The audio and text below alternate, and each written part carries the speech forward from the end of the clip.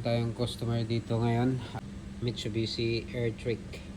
Imported yung sasakyan na to, 4G63 engine, turbo.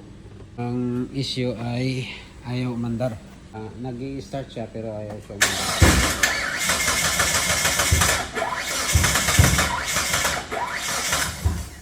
Yan yung issue niya.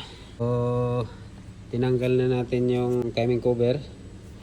Na-check na rin natin. Ignition coil, may spark. Nag-check na rin tayo ng compression, may compression. So ito yung last na iti-check natin kung tama ba yung timing or hindi. So nasit na natin yung timing mark sa crankshaft. Yan yung timing ng sprocket at sa makina. Yan yung timing mark at yung timing mark sa makina.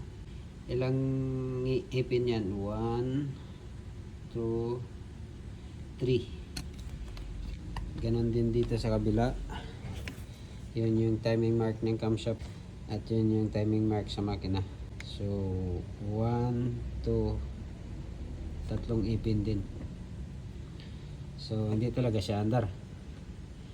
So i-retiming natin uli and let's see how it goes, kung andar ba o hindi. So natapos na natin i-timing ang timing belt.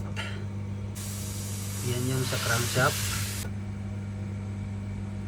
exhaust camshaft, intake camshaft.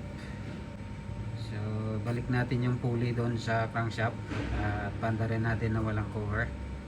Tingnan natin kung aandar.